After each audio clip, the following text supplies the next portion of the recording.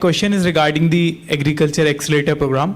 जैसे कि हमने देखा था कोविड के टाइम पे कि agriculture sector was the only one of the sectors जिसने ग्रोथ देखी थी 2020-21 में, बाकी सभी सेक्टर्स ने डाउनफॉल देखा था। तो एज अ बेडरॉक सर्व करता है हमारी इकोनॉमी का एग्रीकल्चर सेक्टर, और उसको बढ़ावा देने के लिए उसमें उधर पे स्टार्टअप को बढ़ावा देने के लिए एग्रीकल्चर एक्सीलरेटर प्रोग्राम का भी इस बजट में प्रावधान दिया गया है। तो उससे उन स्टार्टअप्स के इनिशिएटिव्स को गवर्नमेंट किस तरीके से देख रही है, और वो एडटेक और फिनटेक स्टार्टअप से कैसे compete कर पाएंगे आने वाले टाइम पे, और यूनिकॉर्न और अदर प्रॉफिटेबल स्टफ में कैसे जा पाएंगे वो। और सवाल, इस बजट के अंतर्गत ग्रामीण क्षेत्रों में रहने वाले जो हमारे जनपालक किसान हैं, उनके जल, जमीन और जंगल के संरक्षण की क्या कोई विशेष व्यवस्था की गई है? और कोई सवाल? जी, माय क्वेश्चन इज कि जो फूड सब्सिडी की बात करी है इसमें हमने, तो फूड सब्सिडी का इसमें ट्राइबल कम्युनिटी पे कैसे इफेक्ट पड़ेगा स्पेसिफिकली, ये मेरा क्वेश्चन है। मतलब हमको कैसे केटर करेंगे? कोई और सवाल? जी, मेरा सवाल ये है कि जो मिलेट्स है उसे उगाने में कॉस्ट भी बहुत ज़्यादा आता है कंपेयर टू पैडी और धान जो भी है। तो इस तरीके से आप मतलब किस तरीके से उस जो एग्रीकल्चर सेक्टर के फार्मर्स हैं उन तक कैसे आप तक वो मतलब संदेश पहुंचा पाएंगे ताकि वो इस तरफ शिफ्ट हो पाए? डॉक्टर मल्होत्रा, शायद मिलेट्स के लिए कम खर्च आता है ना, कम से बिल्कुल, ज्यादा मैं इनकी बात से पूर्ण रूप से सहमत नहीं हूँ।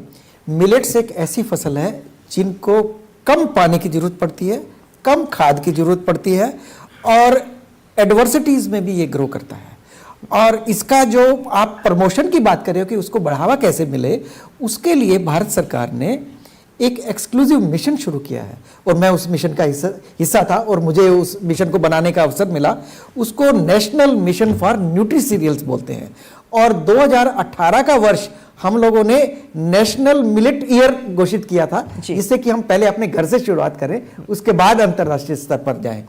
तो उसमें बहुत सारे प्रावधान उस मिशन कार्यक्रम में रखे गए हैं, जिससे कि जितने नए बीज हैं उनका बढ़ावा मिले कि वो किसानों तक कैसे पहुंचे।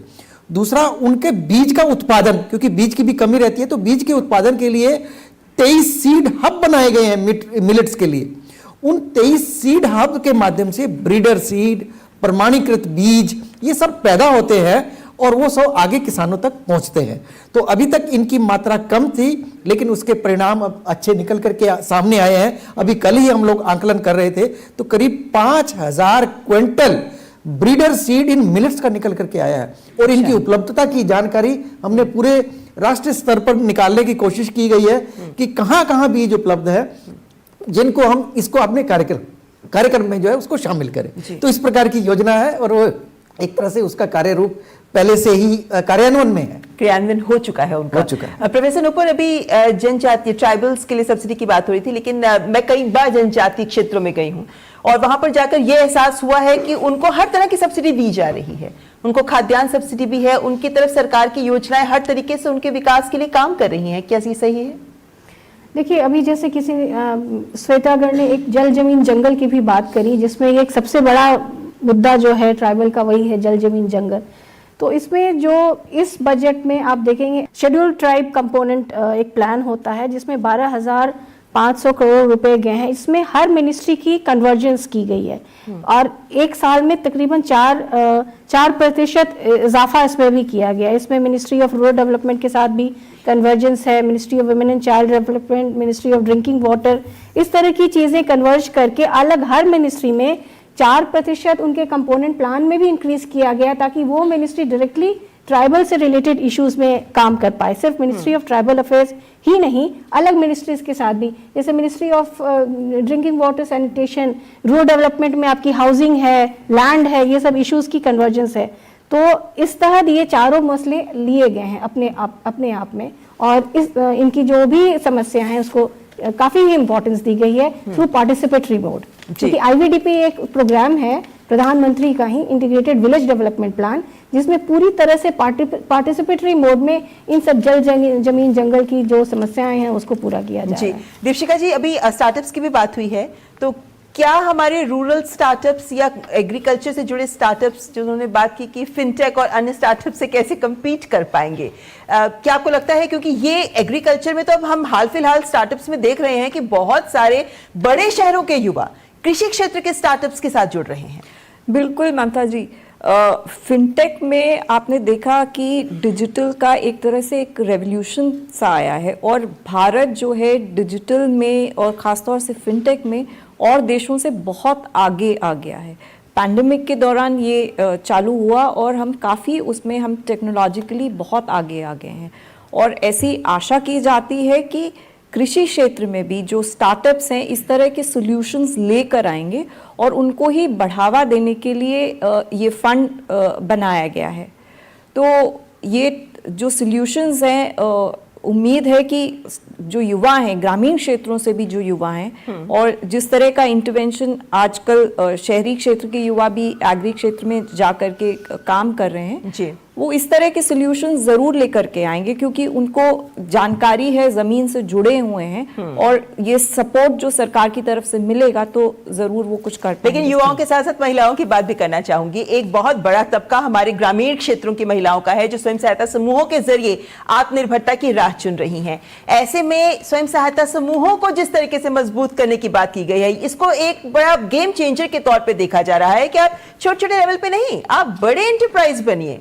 कहां तक आपको लगता है कि ये हमारे आधी आबादी के लिए महत्वपूर्ण कदम है? बिल्कुल, हम एंटरप्रेन्योरशिप जो है उसको बिल्कुल लास्ट माइल तक ले जा रहे हैं। हम कोशिश ये है कि जो ग्रामीण क्षेत्र भी है, जो लास्ट माइल है, वहाँ से भी लोग खड़े हों और अपना व्यवसाय चालू कर पाएं क्योंकि जॉब्स जो हैं वो तो लिमिटेड आएंगे। कृषि क्षेत्र में भी एम्प्लॉयमेंट जो है वो लिमिटेड रहेगा। तो किस तरह से आप ग्रामीण क्षेत्र में आय बढ़ा सकते हैं महिलाओं की और भी परिवार की, तो इस तरह के जो इनिशिएटिव्स हैं कि आप एक प्रोडक्ट बना रहे हैं या कॉटेज इंडस्ट्रीज हैं या छोटे एकदम माइक्रो व्यवसाय हैं, हमने अभी देखा कि उन्होंने किस तरह से अचार का व्यवसाय खड़ा किया। तो ग्रामीण क्षेत्र की महिलाएं भी सेल्फ हेल्प ग्रुप्स के सपोर्ट से काफ़ी इसमें काम हो रहा है, हैंडीक्राफ्ट में काम हो रहा है और इस तरह के एग्री प्रोडक्ट्स जो हैं। और जब हम फार्म टू फोक की बात करते हैं तो इस तरह के छोटे छोटे जो माइक्रो उद्योग हैं इनको अगर हम खड़ा कर पाते हैं तो ये इसको फार्म टू फोक तो एक्चुअली इसको हम सक्सेसफुल कर पाएंगे आगे चलकर। फार्म टू फोक की तो बात हम कर ही रहे हैं, लेकिन साथ ही साथ जो हम लोकल से ग्लोबल की बात कर रहे हैं, यानी जो विकास के नए नए परिभाषाएं हम दे रहे हैं, इन्हें इन छोटे छोटे माइक्रो मैनेजमेंट, माइक्रो स्टेप्स के जरिए पूरा किया जा सकता है। और इस बजट में ऐसे बहुत सारे कदम हैं जिनको आगे लेकर आया गया है, जिसके माध्यम से इनकी पूर्ति हो सकती है। क्योंकि अब सबकी नजर होगी कि जब बजट पार्लियामेंट से पास हो जाए तो उसके बाद क्रियान्वयन इन सबका कैसे किया जाएगा। फिलहाल आप सभी मेहमानों का मैं यहाँ पे धन्यवाद करना चाहूंगी हमारे साथ डिगी डायलॉग के इस एपिसोड में जुड़ने के लिए, और साथ ही हमारे दर्शकगण जो यहाँ स्टूडियो में हमारे साथ मौजूद है, आप सबका भी बहुत बहुत धन्यवाद इसमें शामिल होने के लिए।